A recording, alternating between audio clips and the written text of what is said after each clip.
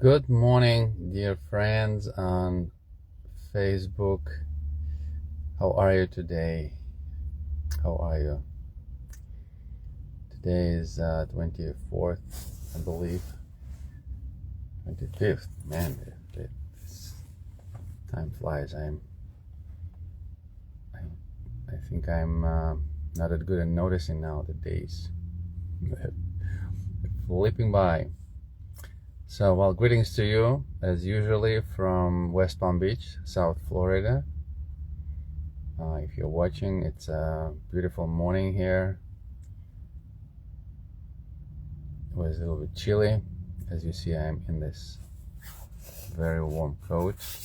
Even though I'm from Siberia, I still love it warm, believe me. So that's a blessing of this place. This morning I was contemplating a couple of things, and some of that I will probably share in a different video, but I was thinking about how in this world, which every person in this world has an ego, and you have an ego, I have an ego, my beautiful girl, my beautiful wife, my beautiful son, they all have egos, and and those egos have a tendency to clash. Those egos, can be piled together against other egos. Those egos are, pushing nations against nations, and leaders against leaders, people inside, various places of life, whether it be work, business, or church, even church, right? Egos are always there, and it causes a lot of a lot of pain to people, because ego is always gonna be about seeking something for myself, and that desired knowledge that Adam and Eve wanted to get in the garden, by eating that fruit, and ending up in their sort of independent dark state, and then we see the first clash of egos in the garden. First couple, they're arguing, they're blaming each other because their egos are seeking something for themselves. So what I think it's meaningful for us to think about these things, because while we're here on this side of life, people are able to compete, and they compare. They can express their opinions above others. They can talk about over others. They don't want to let go of of their right for something. And that's like we see, lots of wars coming in, and all kinds of things related to racism and sexism and nationalism, and all kinds of things, which is I think in essence is the clash of egos, where people are seeking something for themselves. And when we look at Jesus, we see nothing of that. We see the Son of Man and the Son of God, who is the great I Am, but he is not seeking anything for himself. He acknowledges that I can do nothing of my own self. I am seeking the what is pleasing to my Father. That's what he lived from, because he lived from that union with his Father, which was not seeking anything for himself, but completely and simply trusting that his Father has the best interest, and he knows what the Son needs. There is no need to compete. There is no need for for an ego to be seeking something for yourself. And it is quite a task. Don't you agree? You are facing every day your ego, and theologically we need to, and spiritually, we need to come to a revelation that we are crucified with Christ. Galatians 2:20, and we no longer live. Our ego is no longer alive. Is no longer in control. But we need to reckon ourselves dead to our ego and alive unto God. And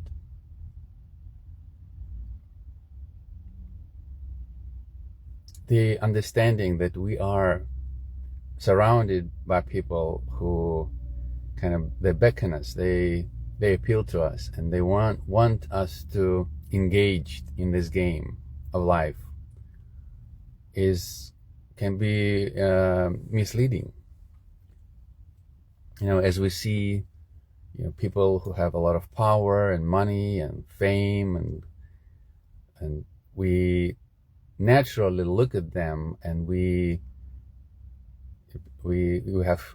see people who have a lot of wits and degrees, and they are extremely smart, and they can be very efficient and proud of all those things.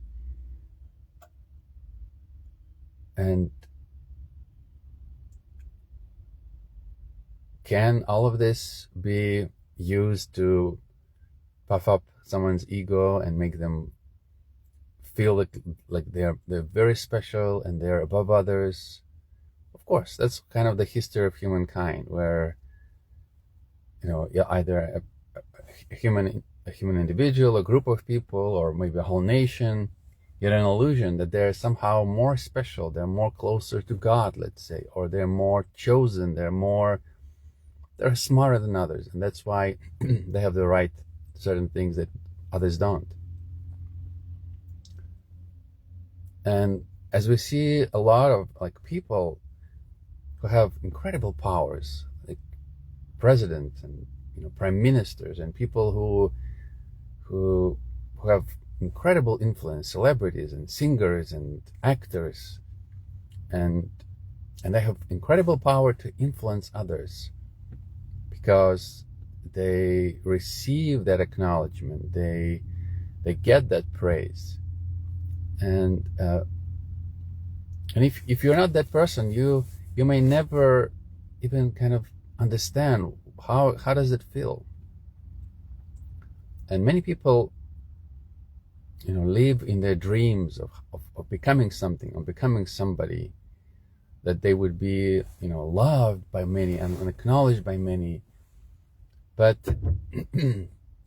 whatever man is pursuing here is in many ways, we could say, it's a sweet illusion. Because I was just thinking, let's say, all the incredible great presidents of this country and other countries, president of China or president of America, one day when they stand up on the threshold of eternity and they're standing there and nobody is applauding them, nobody is actually acknowledging them for who they were in this world. And they are standing in front of the Holy God, and nothing, absolutely nothing of what was behind them really matters. Here in this world, in the clash of egos, there is certainly room to seek those things. But in eternity, all those things are just a vapor. They don't exist there. Of course, I think we're going to remember stuff. People are going to remember things. But in actuality, whatever is so high, as Jesus said, whatever is high with men, it will be low with God. Because man was not made for this, to seek his own glory and to draw that so much attention and love and praise and recognition to a degree where the person simply thinks of himself outside of God. So to close this on a positive note, your name may never be known, in the books, in this world. People may never, write books about you or say incredible things that everybody would be applauding you. And I want to apply this also to, Christian leaders. Because naturally, we are thrown into this Christian world of competition, of bring, the best practices, the best doctrines, and, to be on the right side of Christianity. It's all very admirable. But we need to remember that's not what we're here for. Jesus Christ came to seek and save which are lost, the broken, the despised, the vulnerable, and those who, in essence, have nothing to glory in. Yet, this is our beautiful calling. This is what we're here for.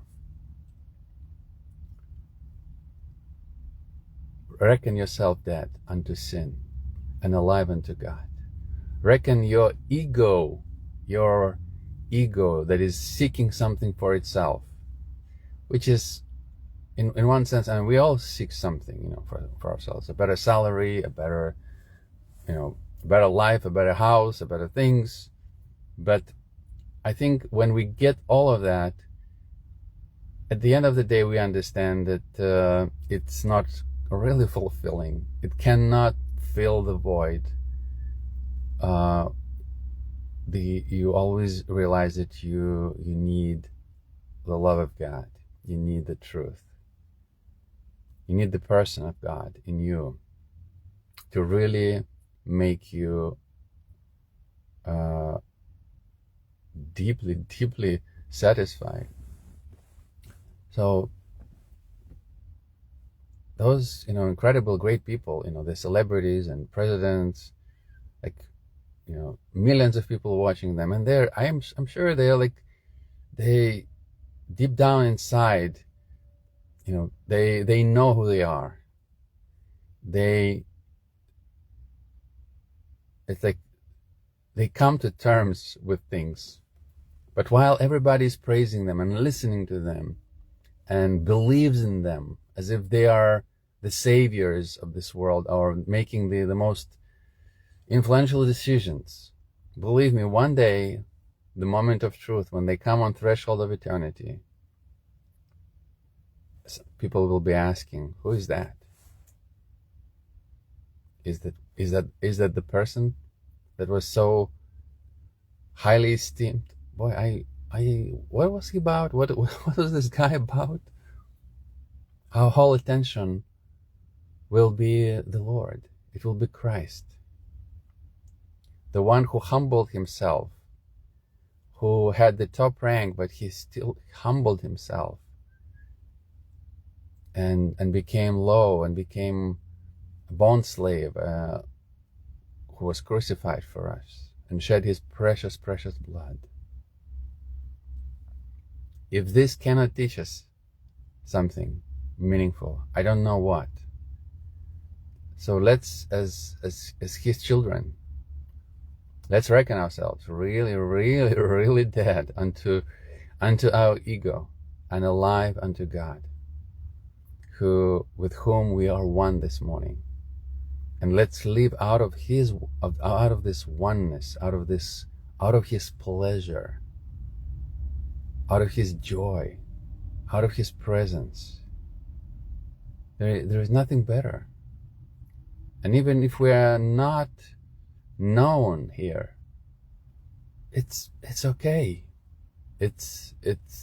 We are living here in a sweet illusion of what is really, really important.